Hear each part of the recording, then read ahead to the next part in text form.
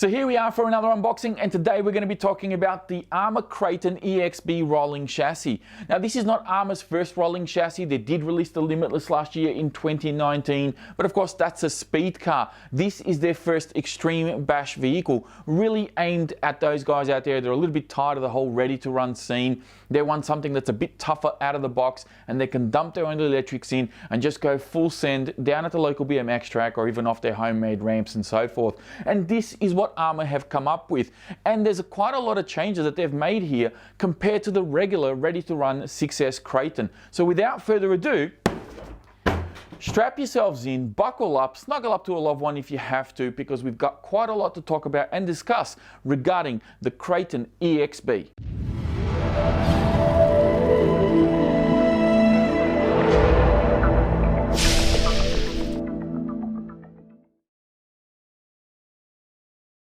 Now before we get stuck into the car and start talking about it, I do want to cover off exactly what you get in the box. Now of course you get the car itself, and you get a bag full of little goodies in here. The first thing in my hand here is the 12-tooth pinion. Now I got mixed feelings about this. I don't think ARRMA should really include a pinion, because let's face it, to include any size pinion in this kit is going to be like trying to win the lottery, because there are so many different combinations of power systems and outcomes that people want from these vehicles that no matter what pinion ARRMA include, it's probably going to be the wrong one. So I think ARRMA should just exclude the pinion in the future and save themselves a few bucks, because there's really no need for this. Like, there's a 12-tooth pinion. I'm running a 19 in there at the moment with the power system that I've got. Kind of pointless including one of these if you ask me. Pistons for your shocks. This is of course if you want to do some tuning. There's various different size holes, and there's a couple of blank ones in here as well, so you can, play around with the suspension to your heart's content. The typical toolkit that is included with a lot of the ARRMA ready to run cars. I do like the big cross wrenches they got going on here, and the 5mm hex Allen key that they have is also very good, because it's good for the pillow ball retainers. But all the other Allen keys are kind of pointless, because ARRMA use so much Loctite on all of these screws, and these tools are actually quite soft in the material that you're more than likely going to strip out your screw heads, and the tools are pretty much pointless. Again, I've got a little bit of mixed feelings. I think they should probably exclude the toolkit, leave this only for the ready to run stuff. People that have these cars or want to get these cars will probably already have their own tools. And if not, they should really be encouraged to get good quality ones. So I think either leave this for the ready to run, or if you are going to include an EXB toolkit, make sure that it's a quality toolkit, not just this standard ready to run stuff, which is really not very good quality. There are some bits and pieces, some hardware that you get to sort of complete the build. These are the kind of leftovers that I have from my installation, and we'll talk about this a little bit later on. There's only a few little minor things.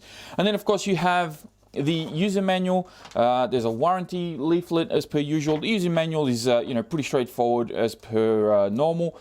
It's got maintenance schedules on there and blown up pictures and information pretty much about everything. There's no information regarding electrics, because of course there's no electrics included with this kit. But that is pretty much everything that you get in the box with the Kraton EXB. So there's quite a long list of features and changes that ARRMA have done to the Kraton EXB that kind of set it apart from the ready to run. And of course, I'm going to try and get through these as quickly as I possibly can. And we'll start right here with the body. The body has, of course, a whole new color scheme. And I really like the way that ARRMA kind of mixed up, the black and the gunmetal, and they've got a mixture of gloss and matte finishes throughout. But for the most part, it's the exact same mold as what you'll find on the ready-to-run Kraton V4, and of course they've got the stickers and everything else on the inside there to protect the body from where it has sort of like contact points. And they've got a sticker on there which says "Don't just bash, blast," but it's black on the black background. That sticker should be white in there, just so you could still see it. Otherwise, why bother putting it there? You can't see what it says. There is one complaint I do have about the body though. It doesn't feel any different to the ready to run. So it still feels, kind of, ARRMA have always had slightly stronger bodies than some of the competition out there. But by comparison, this car, the body just feels a little bit flimsy. And this, given that this is the EXB, they've upgraded a lot of other components on the car, but I think they left the body out of it. And I would personally like to see a thicker body, a much more bashable, ready body, but also in clear. Why does it have to be painted? You know, if we're going to customize these things to make them our own, wouldn't it make more sense that everybody has a different color body? So just provide the body in clear. So I'm actually not going to be running this body. I'm going to be running my Proline Bash ARRMA body, which is the clear version, and I've just painted it up in a metallic red, and that's what the inside of mine there looks like. I've got some tape in there to protect against the contact points as well, so that the paint doesn't rub off and so forth. And that's the body that I'm going to be running on this car. So moving on to all the little goodies that you actually get with the Kraton EXB. And we'll start right here with the bumper. This is the new kind of oversized bumper that ARRMA have put on this car, and it wraps right around the underside of the chassis there. And it's a really good bumper. Like, a lot of guys are actually buying these now to put on their existing Kratons. And this is something that I guess I've never really complained about the lack of a big bumper on the Kraton in the past, but now that it's here, it kind of feels like, wow, it's a little bit overdue. I wish they had done this quite a long time ago, but really good to see that bumper. Front and rear A-arms have also been beefed up, and of course they do have the aluminium caps here. The first time we saw this sort of design was on the Mojave that I unboxed last year, and these arms are kind of very reminiscent of that Mojave design with the chunkier arms, the beefier arms. They look really, really good. So I'm pretty impressed with these arms. You can see them up close here. And I'll show you the rear one as well. So very good design on the arms. Hopefully these will hold out for quite some time. Turnbuckles and steering links have also got a little bit of an upgrade. So these are now hardened steel. So that's these guys here, and these ones back here as well. The upper hinge pin mount, which is here at the front, this is a new one. These are usually plastic, this guy right there, and you can see there's a little screw on top because it actually holds the hinge pin, which is these little guys here in silver. So normally I think on the other cars these are actually screwed in to the plastic mount on the back, and now they just kind of slide in, and then that little screw kind of captures it and stops it from sliding out. So really good to see that. Steel rear suspension mounts. These you won't actually see. They're actually hidden behind here. There's probably a touch of silver that you might see sticking out of there where my finger is. So that's the suspension mounts there. They're now, well, originally they were red aluminium, now they're steel. Shock pins. So the shock pins are these guys back here. And there's also two more at the front. Now, I don't know why these are made out of like hardened steel. I mean, I don't recall ever seeing anyone complain about the original pins, but if you're going to do it, I suppose. Larger receiver box. So again, a new design receiver box, which is this guy right here. Really generous size now. Kind of probably the best design that they've come up with so far. The V1s, it was kind of restricting. It was a little bit small, and especially for guys that wanted to put a bigger receiver in there, they had to either do without the receiver box or modify it somehow.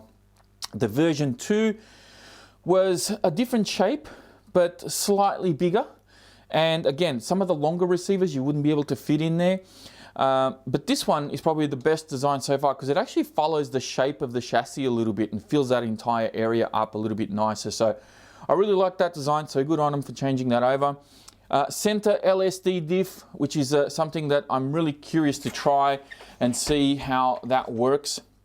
Essentially, there is these plates that are in the diff, and as the car kind of picks up power and speed, the friction creates a pressure and locks the diff up, so there's less power ballooning to the front wheels. And that's my understanding of it. It kind of works in that scenario, limited slip. It's a cool design. I think we're going to be seeing a lot more of that going forward from ARRMA, which will be good. Upgraded front and rear diffs with wider teeth and bigger helix angles. Both the rear and front diffs have actually been beefed up a little bit in that regard. And yeah, well, we'll see how that holds up over time. I know that there have been a few people having issues with the rear diffs on these cars. I checked mine out, I opened it up, I couldn't fault it, couldn't really see anything wrong with it. I'm going to run it as it is. When it fails, I'll address the problem when that comes, whatever happens, happens. Rubber shielded bearings all the way throughout. This is something that I think has also been overdue on a lot of ARRMA vehicles. I've never been one to complain about the bearings because I don't run my RCs through water or mud or anything like that, or at least I avoid it as best as I can. But I know that there's a lot of people that either enjoy doing that or have no option but to do that because of the environment that they live in. So if you, you know, have a lot of snow and you want to run your cars and, you know, you're going to be running through wet, sloshy conditions, then obviously rubber shielded bearings are something that you're going to take into account because it protects the car and the bearings overall over a period of time. So although it's not something that I would necessarily need, I understand why they did it to kind of suit the masses out there. The chassis is 70-75 T6 aluminium, however it is only still 3mm thick. The steering rack, which is this guy over here, is also 70-75 aluminium. The servo mount is also aluminium now, so you'll see that servo mount there, and yeah, the little legs that go to the chassis, they're aluminium, so there's no flex coming out of the servo. Aluminium front and rear chassis braces, so that's these guys here. Something to keep in mind is that this front chassis brace is a little bit different because from my understanding you need to get the EXB top plate that goes here in order to use this chassis brace. You can't just fit it onto the existing ready to run. So something to keep in mind there. 5mm 70-75 T6 aluminium front and rear shock tower. So that's these two big guys over here in red. And of course we also have a stronger wing mount down the back. I did check this against my V4 wing mount, and this is definitely chunkier and also has a little bit of extra ribbing here to give it some extra strength. That being said, I've still managed to see some people online have broken one of these. I don't know how you do that without using a hammer, but apparently you can do it. Yeah, no matter what ARRMA do with that wing mount, it's going to snap off, which is a bit of a shame. Now, the only other thing they've done here is they've got these little plastic bits over the outdrive cups on the front and rear of the car just to stop the pins from backing out. So that's a really good feature that they've done on that as well. Aside from that, you know, you've got the etched chassis underneath, which looks fantastic. And that's really about it. I mean, everything else is pretty much the same. The shocks are the same. Your tower here is the same. The chassis brace is the same. Yeah, the tyres are the same as the V4. They haven't changed anything on those. So yeah, that pretty much wraps up for all the features that come on the EXB Kraton. So very quickly, I just want to talk about the install of the electrics on this car, just to give you guys a little bit of feedback in case, you know, you come across any issues. You might refer back to this just to give you a little bit of insight. So the combo that I've gone with here is a Max 6 1650 kV combo, and you know, this comes with a 4585 motor, which is a really big torquey motor, and 160 amp Max 6 ESC. Now, this is the same combo that I was running in my Crazy Chaos Reaper build. Kind of like the 2.0, when I changed out the TP motor and put this in it. On 6S, that thing was an animal, and no doubt it would be just as powerful in this car without any issues at all. For a servo, I've gone for the 1268. I think it's an MG from Savox. The MG is kind of rubbed off there, so that's, I think, 35 kilograms or something like that. More than enough for this car, so I shouldn't have any issues with that at all. However, a couple of things worth noting. The servo mount comes pre-mounted on the truck, which means you have to take it out. I tried to take it out from underneath, and the first screw that I tried to remove, I stripped out. Because ARRMA have this, I don't know, they have this obsession with Loctite. They just think that, you know, hey, let's build a car. First thing they do is dip the thing in red Loctite and then like bring it back out and put all the screws in. I don't understand why it has to have so much Loctite on a part that you technically have to remove to install the servo in the first place. So to put the servo in, I actually undid the screws on top and left the posts in place because I couldn't remove the servo mount as a whole. I just couldn't get it out of there because of the stripped screws. So a little bit disappointed with that. The Max 6 is a slightly larger ESC than what you find in your BLX 185 or 150 amp ESCs. So in order to fit this on the existing ESC plate that comes on this car, you do need to cut out a lip that's on the edge here, and this is the plastic piece that you kind of need to cut out on that lip. Just take it out. I used a knife and just very carefully clean that out. You can use a Dremel or whatever other means you have. And then you'll be able to mount the ESC in there, no problem at all. I didn't have a place for the switch, I couldn't really find a spot that I could put it safely. So I've mounted it up here. I used some leftover leg sand from a body that I cut up, probably the Proline one that I'm using on here. And I just mounted it up here with some screws. I used the existing screws out of this tower and just double-sided taped it up there, and it's out of the way and it's not going to get hurt, and yeah, it kind of works perfect. The wires that you see here for this motor, because I took the motor out of my Reaper, it had these extensions that I made for it in order to reach the ESC, and anyway, I had to leave it like that. I am expecting to get another motor to put in here and then put this one back in the Reaper. But for the time being, it's going to look like that. You know, it's got some duct tape on here and stuff. It's not the prettiest, but it works and it'll be fine. So aside from that, it's a pretty straightforward build. You just have to disassemble some of the car, which I think is a bit ridiculous. I don't think you should need to do that. And of course, I'm running a 19 tooth pinion because this is a 1650 kV motor. It's a very low kV, which means heaps of torque, which means I can afford to gear up quite a bit. So I'm using a 19. I'm going to see how that goes, and then, you know, whenever you put a different power system in a car like this, gearing is always best guess. You got to be prepared to try a couple of different pinions before you find one that kind of suits your driving style, what performance you want to get out of the vehicle, and of course to try and keep temperatures at bay and so forth, so you don't overheat the electrics. So something that I've never really done on any of my other unboxings or reviews in the past is kind of give a bit of a wish list on things that I'd like to see that particular company improve over time.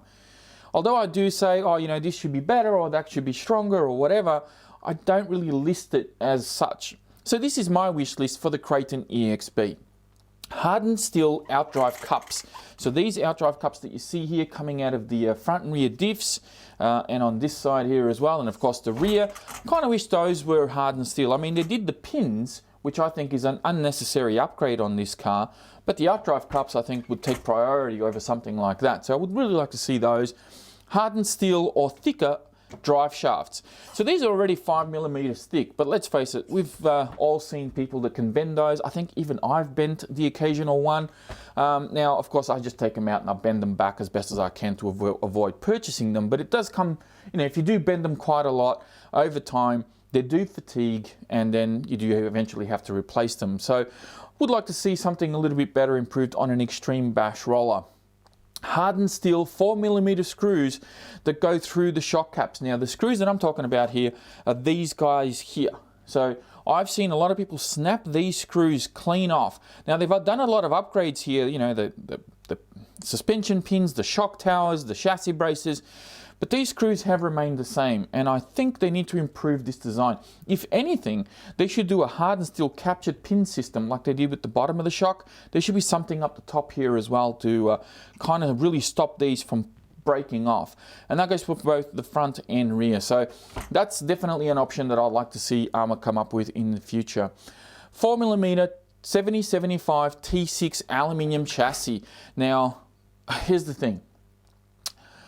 I've been a long-time defender of the stock chassis for these cars, for the ready-to-runs, because, you know, for the type of driving that I do, they do okay. They do flex. I'm not going to deny that they don't flex, but they do hold up for the most part. They do a pretty damn good job. But of course, for those of you out there who like to send these things to the moon and don't really care about how they land, obviously those chassis are just not going to suffice. Now, ARRMA have gone out and given us a 7075 T6 aluminium chassis, but it's still only 3mm thick.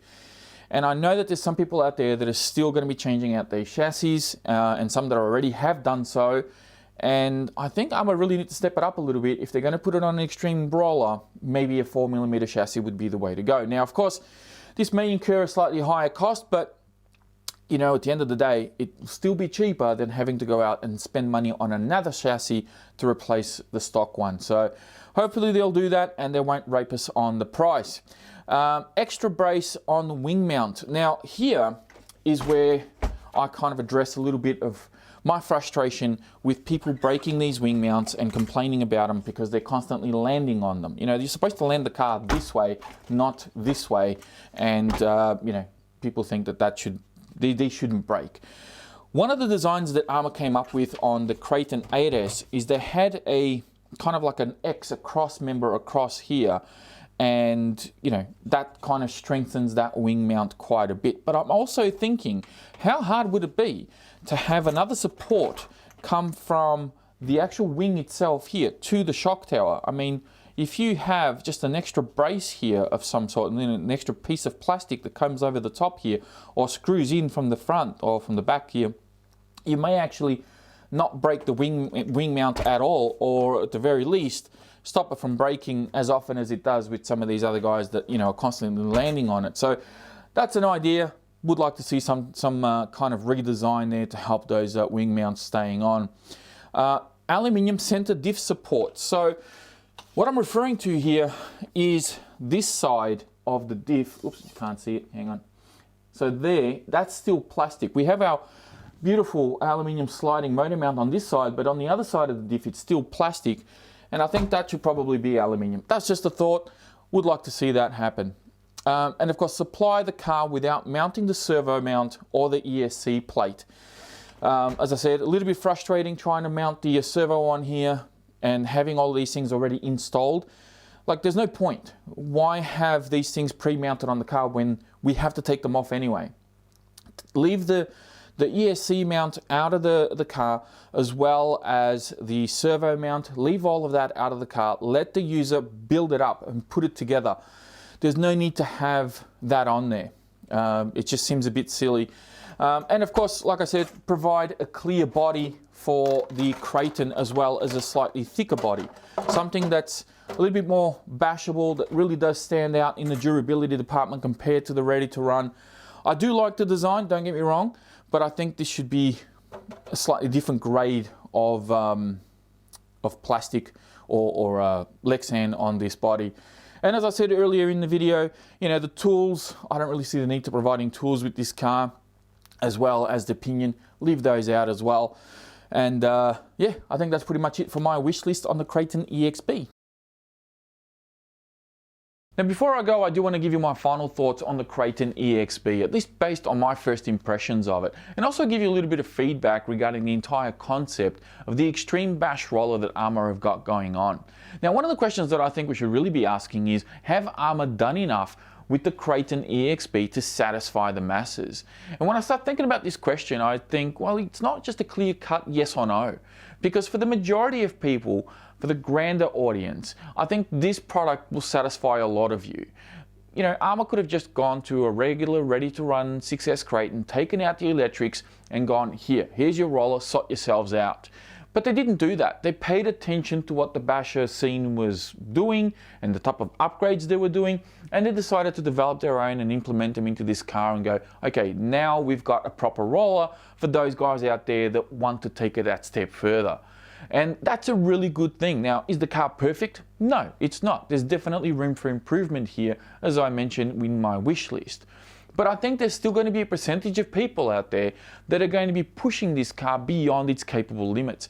And no matter what, they are going to be changing out chassis and shock towers and putting in their own branded chassis braces and so forth. It's not going to change that. So to assume that ARRMA have done enough to satisfy everybody, we would be kidding ourselves. I don't think they will ever achieve that mark, because even if they did, there would be those that would complain about the price and the cost involved, because that would narrow it down to such a small margin of people, or such a small percentage of people rather, that the majority of them go, well, now I can't afford that. I don't need all of that extra stuff. So I think it's a step in the right direction. There's definitely a little bit of wiggle room here to make some improvements, as I mentioned earlier, but I think overall ARRMA have done a pretty good job with this. You know, the car looks different, feels different, probably smells different as well, and it's definitely going to perform different to the regular ready to run. There is one thing, however, that I still feel that ARRMA can do a lot better, and that is, of course, stock levels. Because right now, believe it or not, in this country, this car is not available. It's sold out even before it hit the shelves on our first shipment. It didn't even feel a third of the back orders that we had at the shop that I work at, which is Metro Hobbies. And it looks like the next shipment's going to be probably just before Christmas, and that is also going to be sold out, no doubt. So you might be wondering, well, if it's all sold out, Vas, how did you get yours? Because believe it or not, the irony of working in a hobby shop means that I do not get first preference when there is a shortage of stock. I have to wait my turn at the back of the queue until there is a surplus of stock available for me to get my hands on any new release product. It just sucks. There's not much I can do about that. So for me to get this product, I was actually very lucky to be contacted by Graham Jemson, who is a wonderful person, a bit of a guardian angel to me and a lot of guys out there, because he's not only helped me, he's helped a lot of people get their hands on some really cool RCs. And he was very kind and sent this over to me for me to do a review. He's also responsible for the limited edition Outcast that you see on the shelf back there. So big shout out to Graham and a big thank you to him for making this possible, because without his help, I would still be waiting to get my hands on this thing, and I'll probably get one when the V2s came out, I suppose, because yeah, there just seems to be no stock available. And to also give you another example, the Mojave EXB, which has just recently been announced, that's not due in the country until late January. We're in the middle of October.